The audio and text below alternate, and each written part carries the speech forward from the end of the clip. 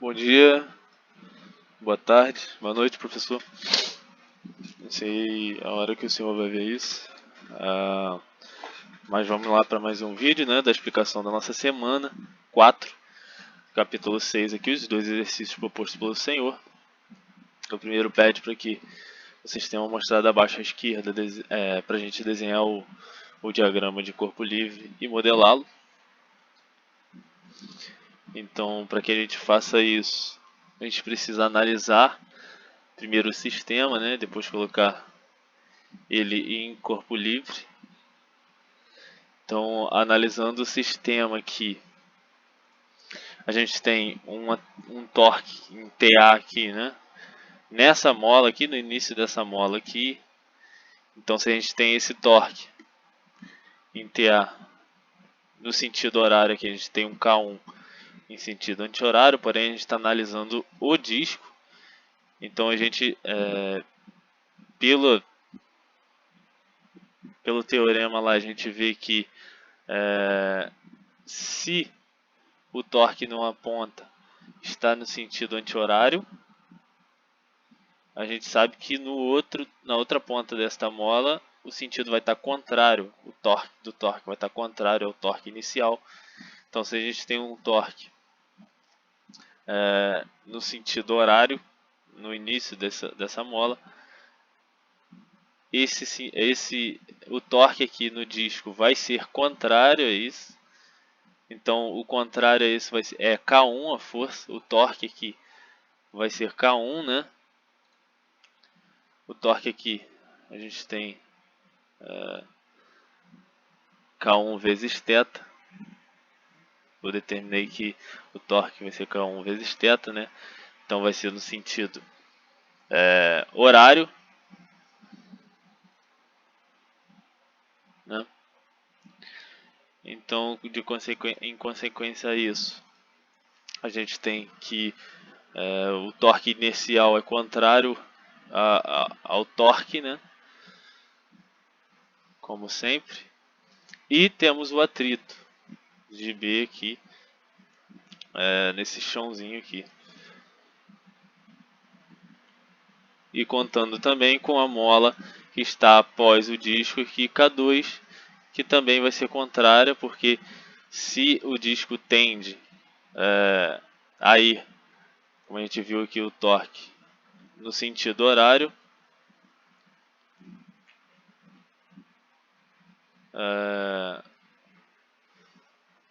a gente sabe que a mola aqui que está fixa na parede vai estar tendendo o disco, a voltar, né, ao modo normal, ao modo inicial. Então ela é contrária também à força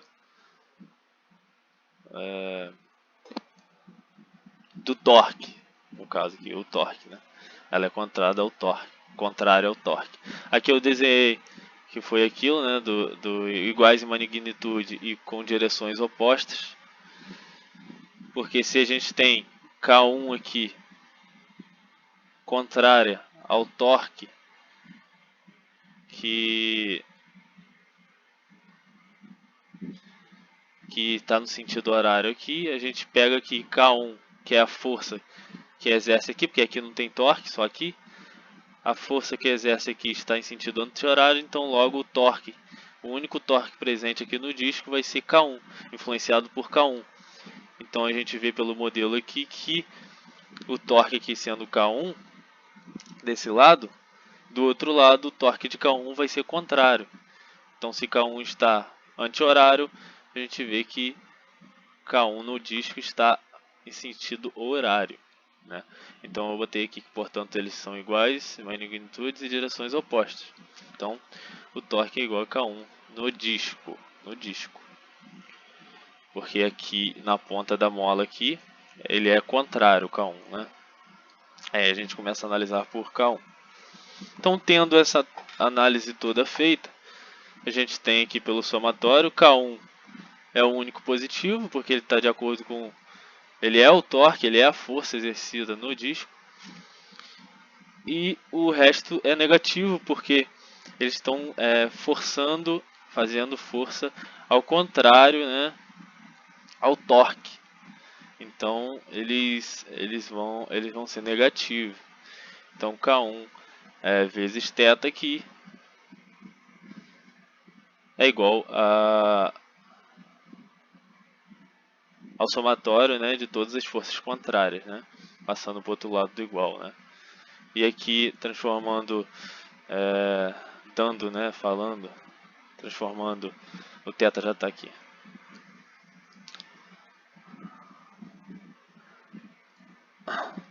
Desculpa. Aqui o W aqui, né, o ômega, ele é o ômega, primeira derivada, ele é o θ de segunda derivada, que é o deslocamento derivado duas vezes, e o θ normal ele é o deslocamento derivado uma vez, que é a velocidade, e aqui é a aceleração. Então, se aqui o θ derivado uma vez, ela é a aceleração, então a gente tem que j vezes a aceleração, mais o b aqui vezes a velocidade, mais o k vezes o θ, o deslocamento. Então, indo para a segunda questão, eu comecei primeiro analisando pela força exercida aqui do torque externo, né? Aqui em J2, e a gente vê que o deslocamento está acompanhando o torque. Então J2 aqui, né? Aqui tem, no sentido anti-horário, o torque dado lá, Tauro A, né, em função do tempo. E consequentemente a gente tem um atrito contrário, por ter o torque anti-horário, a gente tem um atrito horário e temos o torque inercial, também horário, porque é contrário, interno, contrário ao torque, né? Aqui eu apliquei aqui que o θ do deslocamento de 2 é maior do que o deslocamento do θ3, que é maior do deslocamento do 1. O que eu pensei aqui? Eu pensei pela força, pelo torque, está em cima de J2, ele vai ter um deslocamento maior, consequentemente, em segundo lugar, o θ3 aqui, porque está em contato, né, direto com o disco, com o J2 e com o torque, e consequentemente a passo o θ1, por estar ainda ter uma mola aqui, K2, e o J1 estar longe, não está em contato direto, né, vamos dizer assim. Então eu acho que o deslocamento dela, apliquei que o deslocamento dele vai ser menor do que os dois, né, dos dois aqui. Então, feita a análise do J2, a gente viu que aqui é positiva, né, o torque sempre vai ser positivo, e eu passei tudo para o outro lado. Aqui seria menos B menos J θ segunda derivada. Aí eu fiz a distributiva, ficou menos B θ2,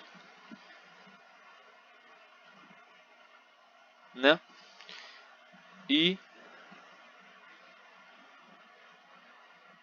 mais B θ3. Então, porque eu passei para o outro lado, aí eu passando para o outro lado, menos B θ2,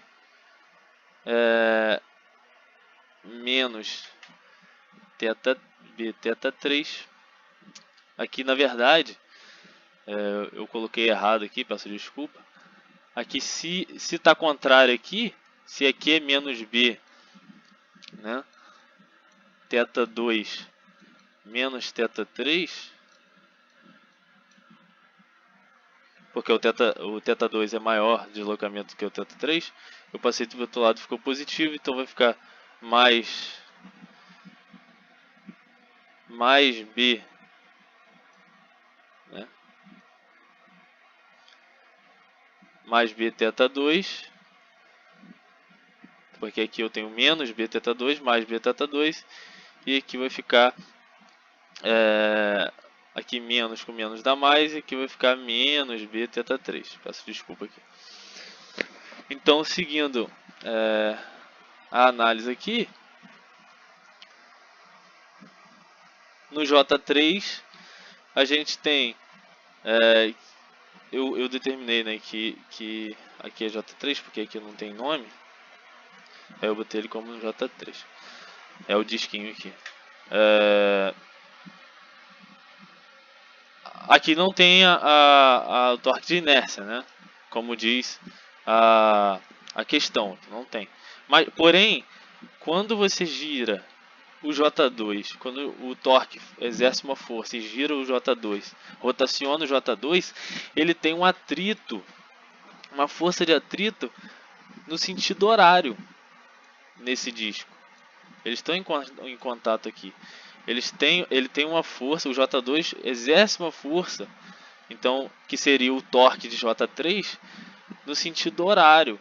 Então, qual seria o atrito aqui em J3? Seria contrário à força dada em cima de J3. Então, o atrito de J3 vai ser contrário, assim que eu pensei, né? Contrário à força exercida nele.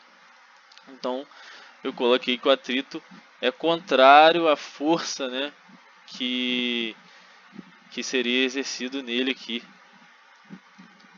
que seria exercido nele por J2, né?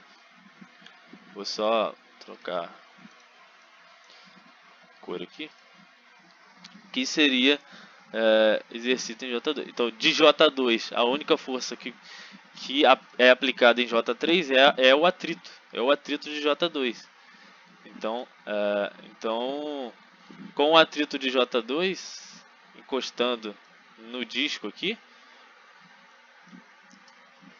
exercendo uma força em sentido horário, eu teria um atrito em sentido contrário se for analisar J3, né?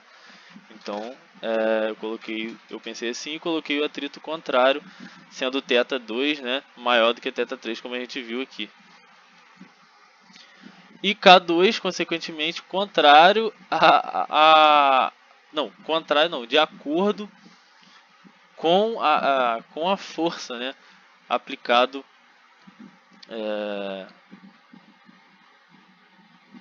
em cima de J3. Então aqui a gente teria que, fazendo a distributiva aqui, B vezes o θ na primeira derivada de 2, menos B de θ na primeira derivada de 3, menos K2 vezes θ3, porque aqui seria contrária à força, ao torque que é exercido em cima dele, né? Então,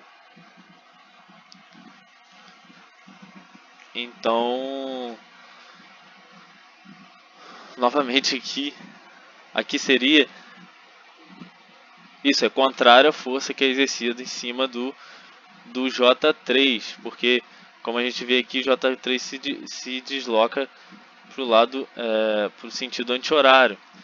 Então, seria contrário à força exercida nele. E esse aqui seria o novo torque, né? Como eu disse, o torque exercido em J3 seria esse. Por isso ficou positivo aqui, não alterou o sinal.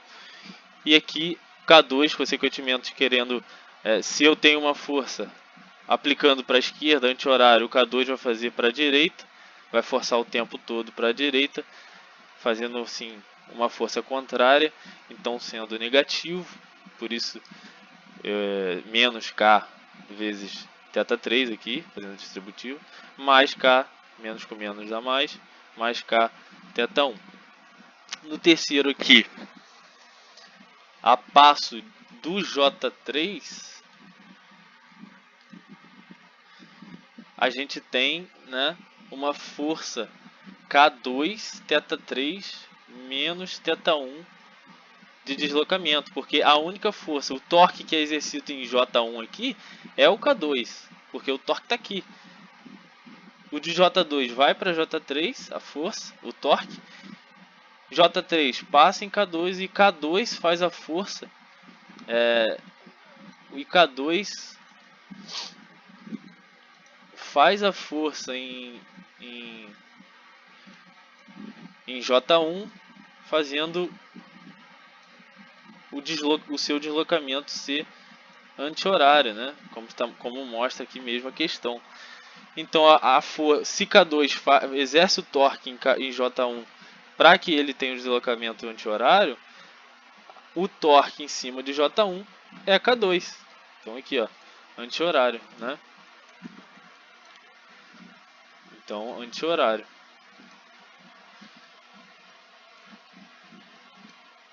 K2, anti-horário. K3 menor desculpa, θ3 menor que θ1. E, consequentemente, se a força, o torque está em anti-horário, a gente tem um torque inercial como padrão, né, contrário aqui, tracejado, assim como o primeiro aqui, J2, tracejado, contrário à força que exerce o torque nela, em J1. E o K1 θ1, que é esta mola aqui, né? Que se eu tenho um deslocamento para a esquerda não, desculpa, anti-horário, uma rotação anti-horária, o K1 vai tender a voltar ao normal. Então ele vai ser contrária também à força, ao torque em J1. Novamente aqui.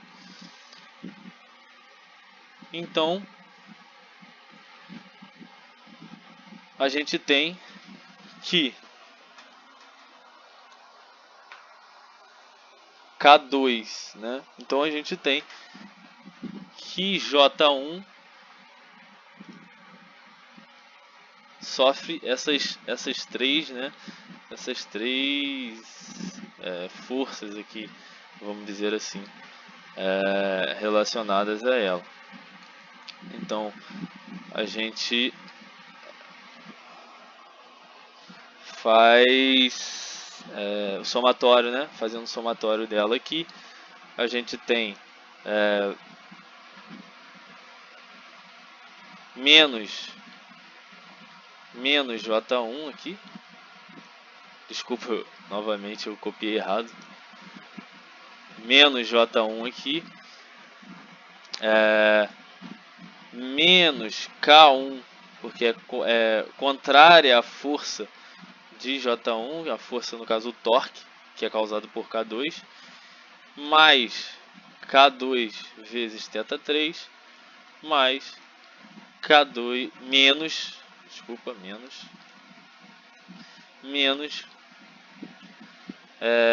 K2 θ1.